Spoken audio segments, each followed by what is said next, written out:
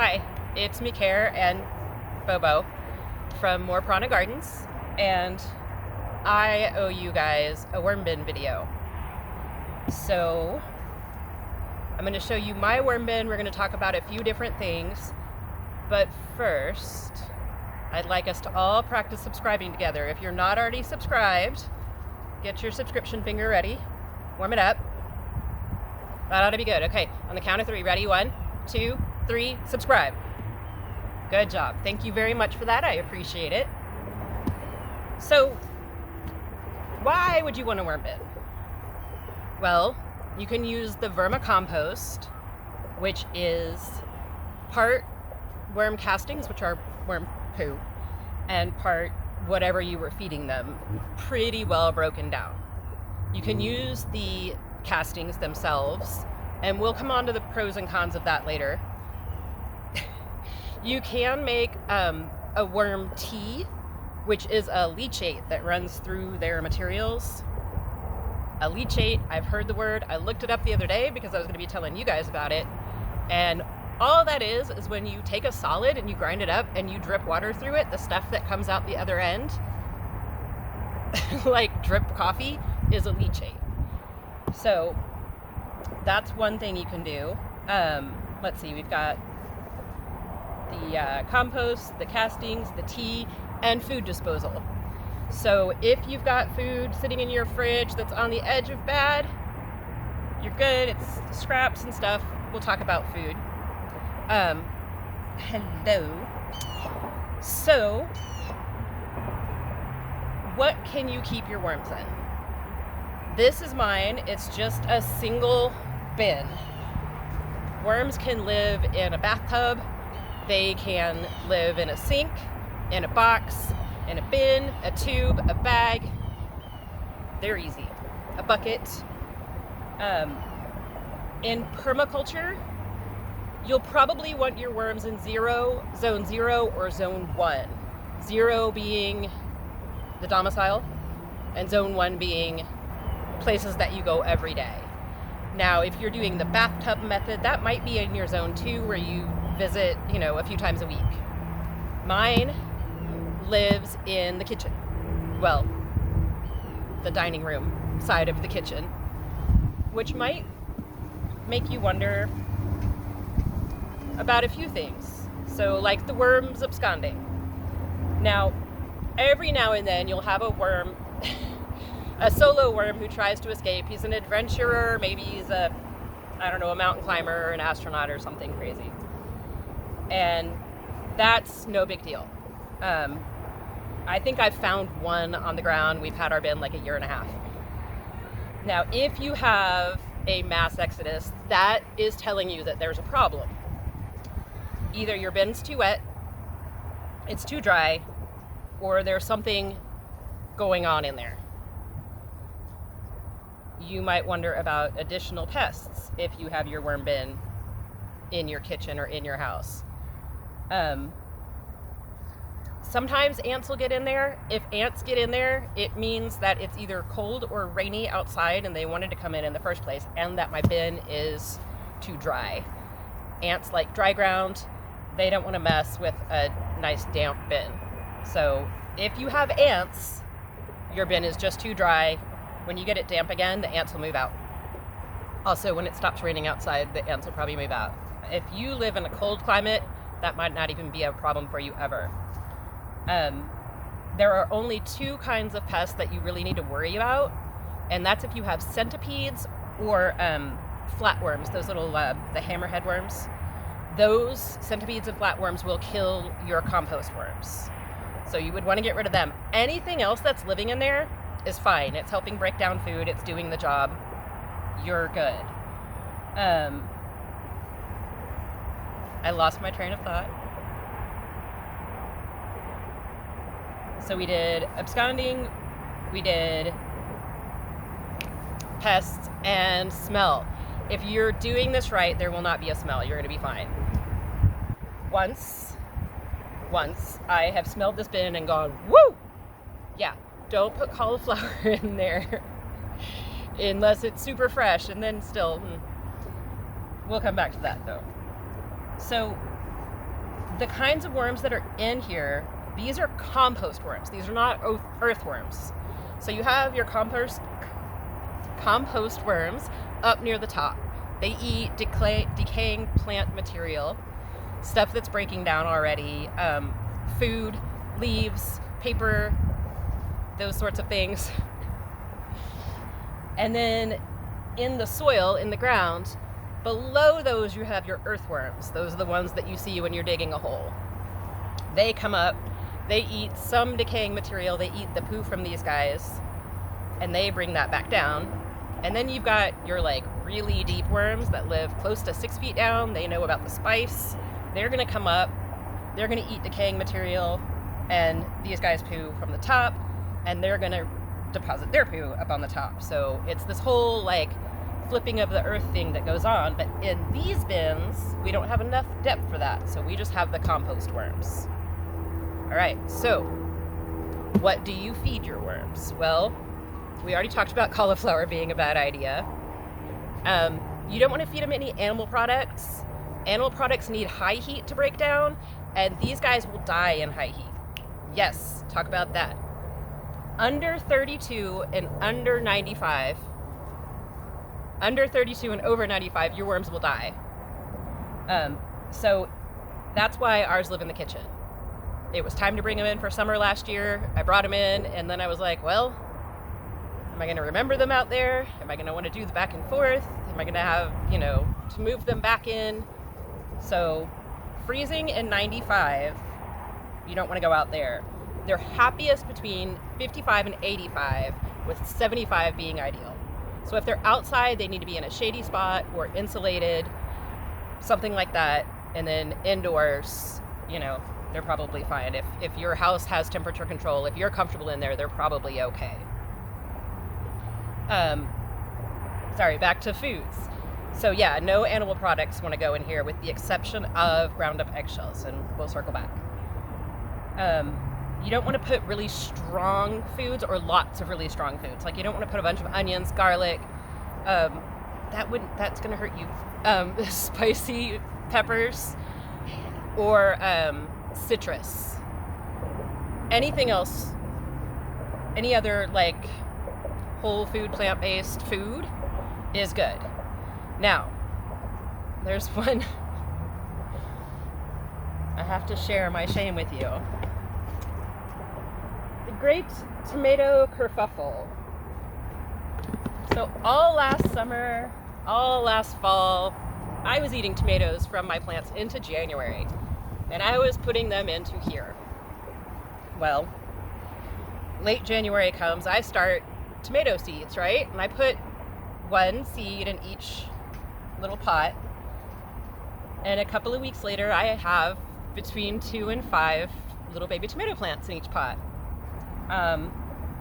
So that was bad, and it happened again when I started some seeds over the summer, so it's not all gone yet. So I am not putting tomatoes in my worm bin anymore. It's on the no-no list for me. But you can. If you're not going to be starting tomato seeds, it's okay. Like when I put my castings or my compost into a pot as top dressing and a little tomato seedling pops up, I just pluck it. It's no big deal. I guess, let's see, bedding. Well, we'll do bedding when we put the bin back together. Let's go ahead and get to separating the bin. So, pardon me, I'm going to, thank you, yes. Okay, so, I have always been a sifter. I just sift it out with my hands, put the worms back in there. But there is a pile method that I think I'm going to use today instead. So I have a tray. Excuse me, Bubba. All right. So I have a small bucket, and I'm going to take out some of my compost worms. And yes, I do handle my compost worms with my bare hands, even though it is worm poo. I have faith in my hand washing abilities. I joke that I'm a hand washing champion. The funny part is that it's not a joke. So I have a bucket to put my worms into. And I realize that's going to be out of the frame for you, so you know when I go over here, that's what's happening. I have a tray that I'm going to pile my piles in, and then I have my new material over to that side. And, and I need a place to put the vermicompost as I take it out. So, I have some dry material that was in there previously. I'm going to take that out, and I'm going to take what they haven't eaten out. Now, I fed them last Thursday. Had I been paying attention to my calendar, I would have let them go 2 weeks without eating before I did this, and then it would have all been a lot easier on me. I've been throwing herbs in here, so I have some sticks, and that's all fine. Alright, so avocado. So I'm going to take a good healthy handful of them out, and I'm going to put it into this bucket. After I show you how happy they are. So I'm going to put some into the bucket up front so that they have something to burrow into in there as I add them back. And because, I don't know, I think of it like fish tanks. You know, when you do a total water change, your fish don't really like that. So I'm keeping some of their old material in there for them. Now, when I say I used to just hand sift it, what I would do is I would come over to the bucket where I'm depositing it, and I would shake it and let the worms sit in my hand and then move them out and drop it down like this. And this takes a long time, and you miss a lot of worms. And it's okay if you miss worms. So here I have a little earwig. He's fine to stay in there.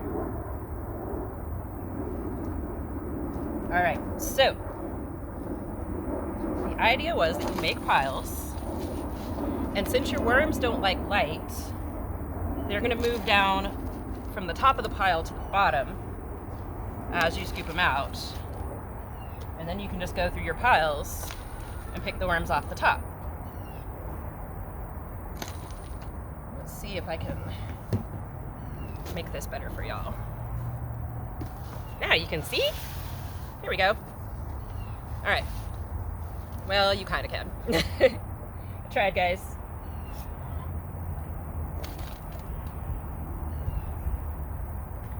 So the moisture on these is damp, but it's not wet. I'm doing a single bin system, and it sits on the ground, and there's air holes. You need to make sure they can have air. Sorry, I forgot to mention that before. It's really important. So there's air holes on the bottom and on the top half on all the sides of my bin, and that lets air flow, but I don't want leachate running out onto the kitchen floor. And here's a big pocket of worms. So I'm not going to keep it quite as wet. If you're doing a system that's going to drain out the liquid from the bottom, then it'll be a little bit wetter than this because you'll be using that leachate.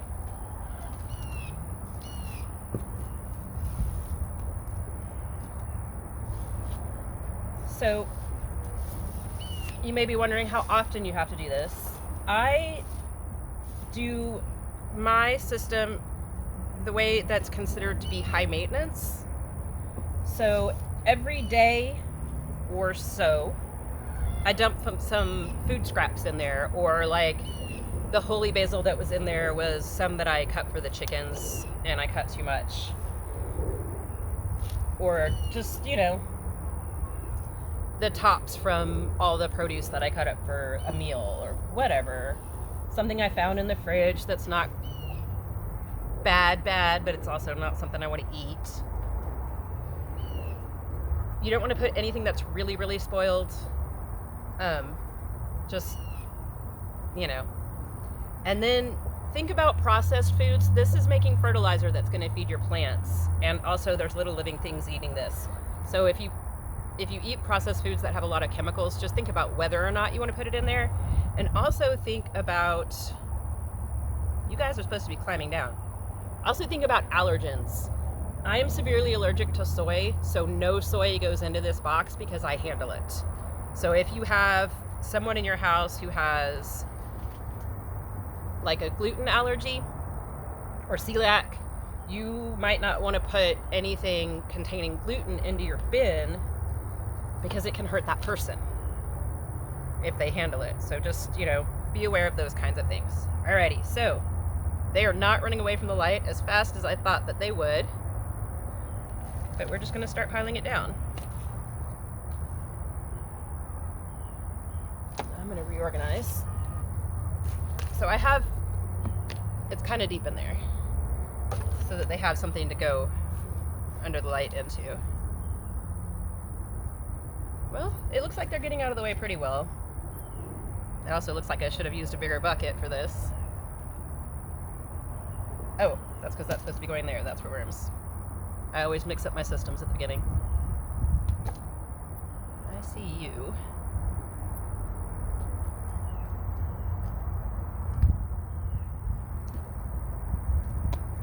Alright, so first time trying out the pile system, and I gotta say, meh.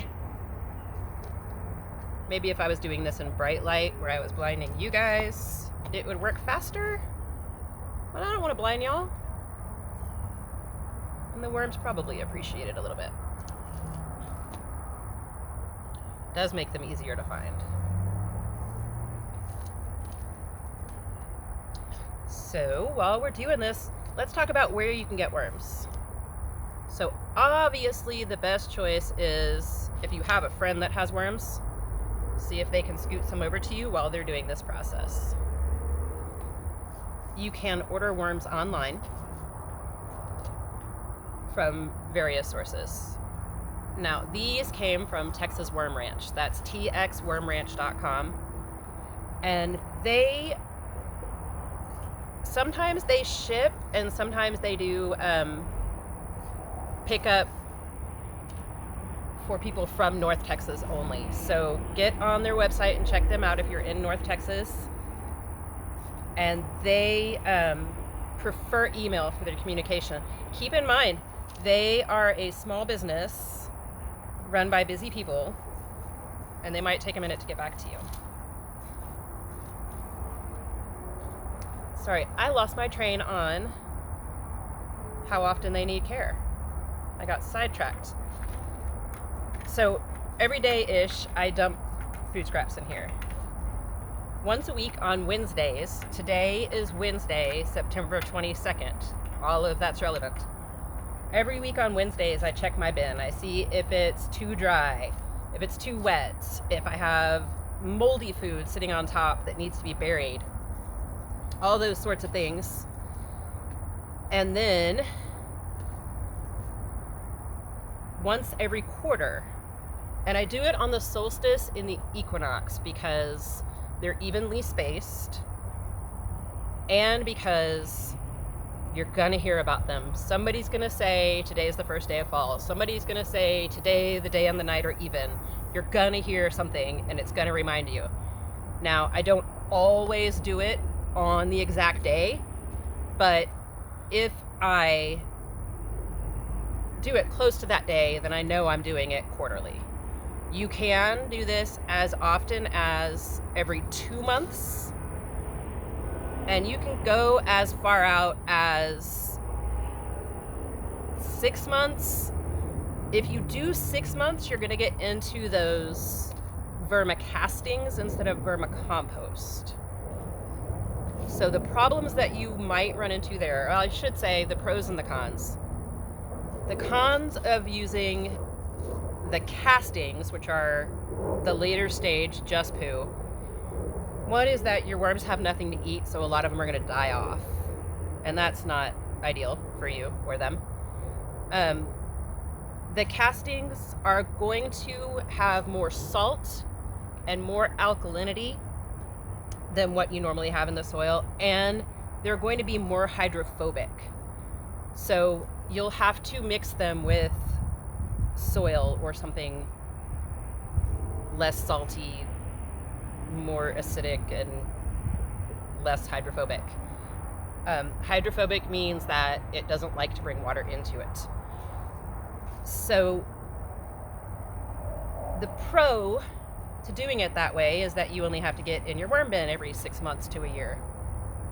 So you save, you feed them a lot at one time, and you got to feed them throughout the year or the 6 months. But, all in all, you're in your bin less throughout the year, but then, you have to amend it when you use it. So, I don't know. I think I'd rather do it this way. Check in with my worms more often, keep them alive. Produce stickers don't go in there. They get in there, but we got to pick them out when we do this.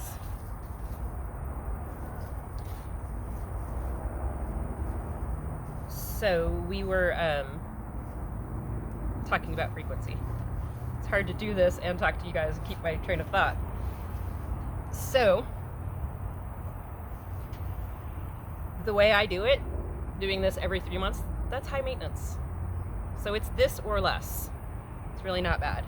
And I am going to amend my earlier statement in saying pile method from now on. It didn't start out easier, but now it's getting there. They're all at the bottom, and I can scrape off big handfuls with what was on top and not get any worms in it. So that is good. I am liking that. All right, so moving on. Where can you use your vermicompost? You can mix it into your seed starting material if you like. Tomato kerfuffle accepting, of course. You don't need it in your seed starting material. Your seeds have the energy that the plant needs to make its first set of true leaves. So if you will be potting up quickly, like as soon as it has true leaves, then you don't need nutrition in your starting mix. I'm going to toss out some earwigs just because there was a bunch. So it's not a necessity in your seed starting mix, but if you're going to start your seeds and then leave them in that pot for a while, then some nutrition's a really good idea, and this would help. You can put it in your potting mix, you can mix it into your garden soil, you can top dress, so you can take a handful. There's not a pot in the shot that you can see. Well, I'll do it on the garden. You can take a handful and just sprinkle it near the base of a plant or on the top of a soil in a potted plant. Or you can mix it in, but you don't need to. And if some worms get in there, that is fine. Now, I have a decent worm population going right now. So another time I will, that was another earwig. Another time I will be starting some worm tubes with some of this. Oh, there's a little potato bud. It looked really, really weird.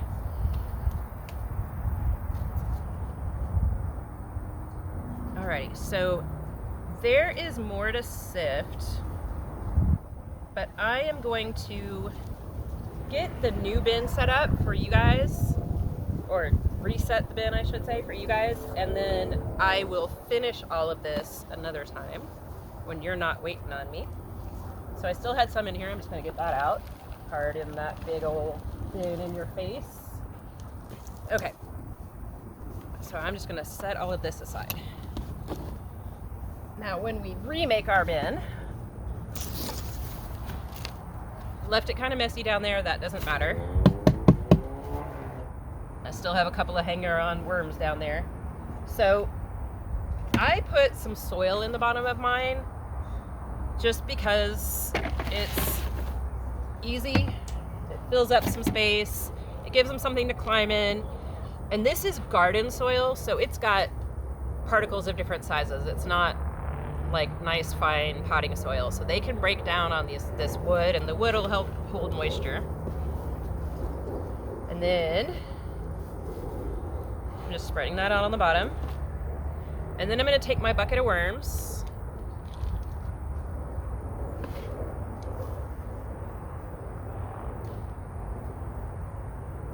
and I'm going to put them in here, and I'm going to spread them out. You don't have to. I just am, so that we kind of start out even here. All right, now I'm gonna feed them. And I'm gonna dig a little rut. And they don't have much down here.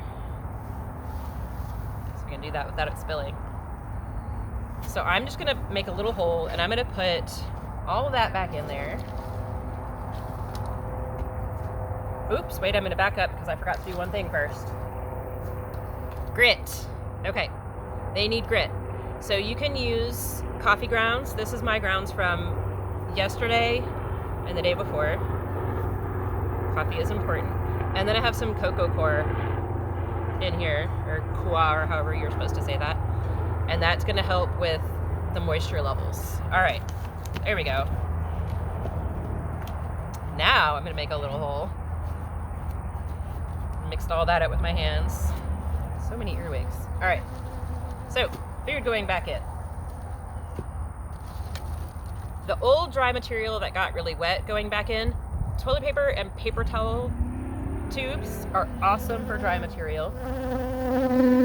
I'm going to give them some food. So, not much. A little piece of moringa that the vine was snapped. They're gonna get a couple of dead flowers. I am giving them a comfrey leaf because it's packed with nutrients, so this is going to make their worm compost much healthier for us and them. I've got some catnip trimmings, and these okra I intentionally let to get too big so that I could feed them to the worms. A few weeks ago I fed them some okra and they went after them fast. So I gave those to these guys. If you saw my always pick your okra always video, that's not these. I did this on purpose. So there's those. By the way, if okra or any other plants make your hands sting and itch like this, you can use calendula salve on them. You can make that. You have to grow the calendula and then you can make that. I have some, but I'm not shipping any out until the winter, so it sounded like something landed over there. It was probably a grasshopper. So, yeah, if you get itchy, calendula salve is the way to go. All right, so we have our dirt type stuff, our food, and then I'm just gonna put the dry material on top of the food. Well, I'm gonna put some of this on there so they can find it. All right, and I'm gonna put dry material on top of the food. And then this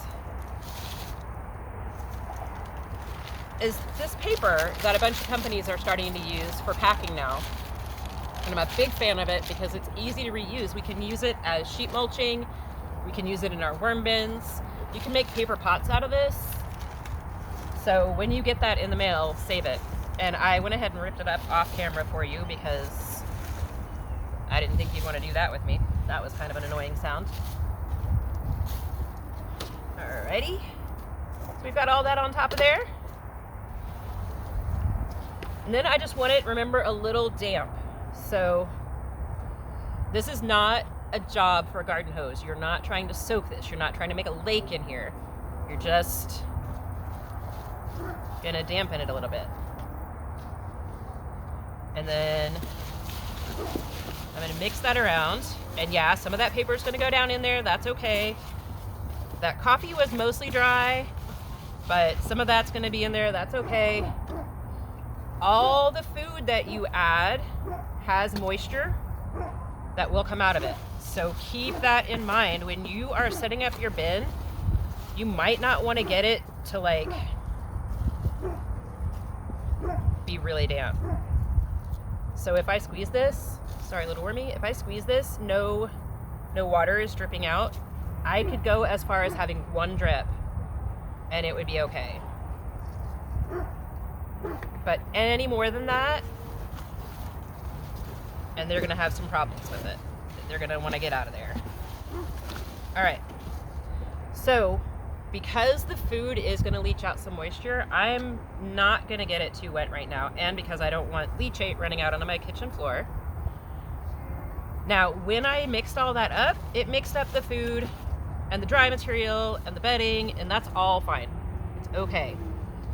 If you want to, and I do this, like I said, I should have paid attention to my worm bin 2 weeks ago, but it snuck up on me.